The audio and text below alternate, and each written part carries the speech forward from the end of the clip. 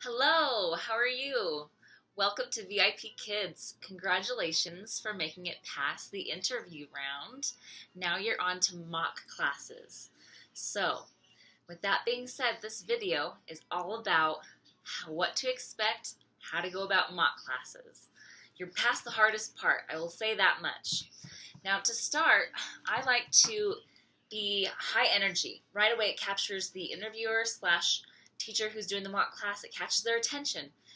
High energy. I start out with my nose right away. Hello and welcome. Something like that. It's stupid. It's silly. But then again, it says lots of energy. This is going to be a good teacher. I also like to use props. Got my panda. Hello. Mr. Panda says hello for the younger kids. Also, a comment I got was to make it age specific. So don't always, if they're like 12 years old, they probably don't want to be talked to like a little baby. But if they're 4, to 6, they love the stuffed animal thing. Reward system. You want to introduce this right away, right off the bat. This is one of my award system. They get to put a spike on the dinosaur. And when they don't do good, I take one away. They will have, the reward system of the stars on the program. But you also want to make it visible. It makes it more fun. Like, good job, give Dino a high five. And actually the dino is VIP Kids, one of their signature animals. They use a dino for everything. So that one's a big deal. Next thing is wear an orange shirt. Orange is our signature color as well. And that will just tell them that I want this job. I've done my research. I know what you guys are about. I know you wear orange, so just wear an orange shirt. I use a chalkboard when talking about letters. Instead of just saying A, apple, actually draw it out. A, big A. Can you say big A? Big A. Small A, small A. So they can see what you're doing, and then it makes it more, what's she going to draw? It's more engaging. Next thing I have, more props. I have lots of animals.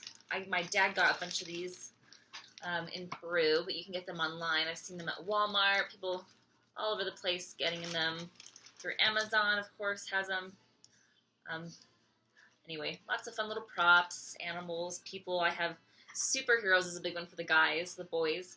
They love when I say, oh, next time, because you were so good, you get to meet my superhero friends. And then when I see them, my students, the next time I'll bring out my superhero puppets, and they love that.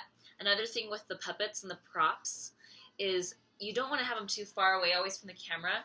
Keep them up close into the camera, so it's like they feel like they're right there with them in the classroom.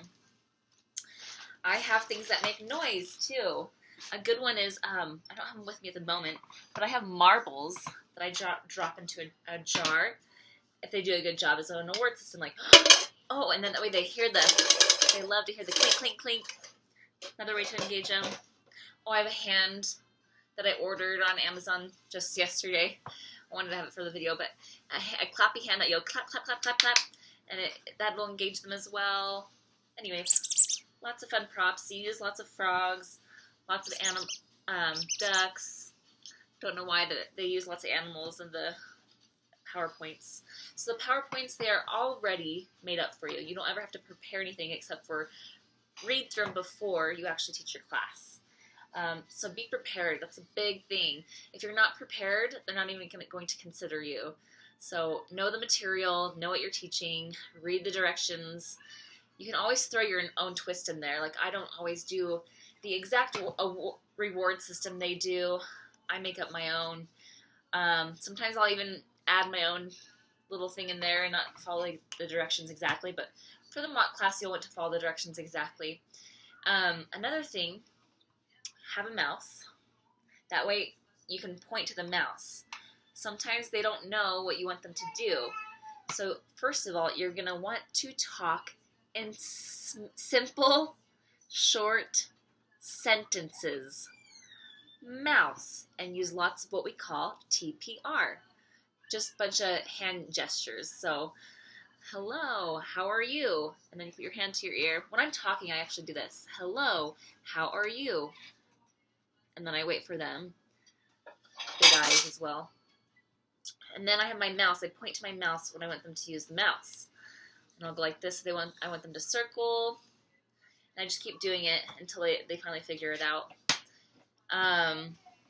Another thing is you want the students talking in sentences every slide. So it's not just you talking. You make sure that they say, what letter is this? J. Don't have them say just J. It is J. It is J. That gets them also learning sentence structure.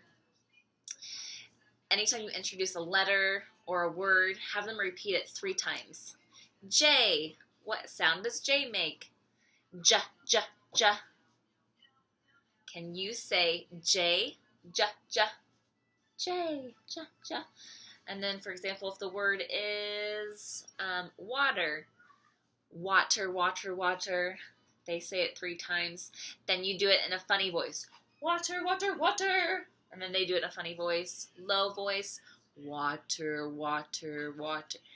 It's kind of, gets a little bit monotonous for you, but it works for them. So make sure they repeat things 3 times. And then another big thing about the mock classes, you will not do well if you don't have time management. Some people are telling me, keep a watch next to you, keep a phone and a timer, but I never look at it because I'm busy teaching. The best thing that I've discovered that works is only spending a minute on each slide.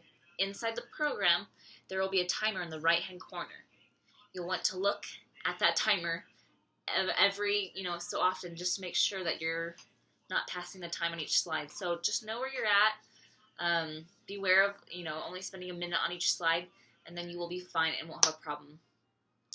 If you do go past time, just try to speed up the last couple slides.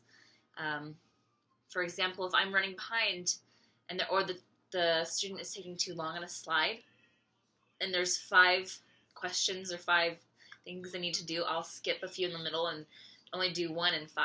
Don't be afraid to skip around. Don't feel like you have to go through every little thing. What else? Oh yeah, stay hydrated.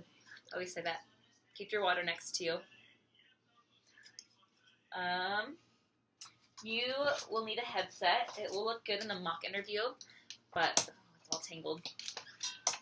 You will need a headset. They actually don't want you using your iPhone earbuds anymore, so go for that. And I'm trying to think anything else. So I always like to create an image for myself. Like I said in my last video, I do the glasses, and sometimes I'll wear a funky hat or something that even makes them more engaged. Like, I started with my nose. Right when they open the video, it's like, oh, whoa, there she is. There's the teacher, yep. But it catches their attention right away. Oh, yes, and you notice the light, the beautiful natural light on me. It's daytime now, but a lot of the time when you're teaching, it's nighttime or morning time, and there's not always light. So if you don't have a bright room with good light, and I don't mean a light above your head, one that doesn't cast shadows. So, for example, in the office, I have this huge bright lamp that I put right above my camera up here, and it projects right onto my face so that everything is illuminated and bright. So make sure you have enough light on your face. If you don't have a light, get next to a window, but like I said, it's not always light when you're teaching, more than likely not. I'm trying to think if there's anything else. High energy, speaking simple sentences, and time management, and being prepared, that will get you the job easily. Just be yourself. Let your personality show through. I'm on the go a lot, so you don't always need, something cool in the background. I just make sure I have a simple, clean background that's bright. It could even be a blank wall. I'll even do it in front of a window with blinds or something where there's nothing on the wall so the kids don't get distracted. Your internet connection needs to be good for mock classes. And I'm trying to think what else. Oh gosh, well, if you have any questions, feel free to contact me. Or if you're looking at this video for the first time and you want to join VIP Kids, you can click on my link below and learn all about it yourself and get an interview.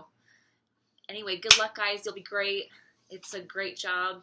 I really haven't had anything to complain about yet, so I hope you get it. And if you don't get it, don't be afraid to reapply, because not everyone gets it the first shot. Maybe time management, you were a little off and went over time. Even the smallest detail, they're very picky. So they're picky, but they are all about second chances, and they're forgiving. So try again. Don't give up. Just don't give up.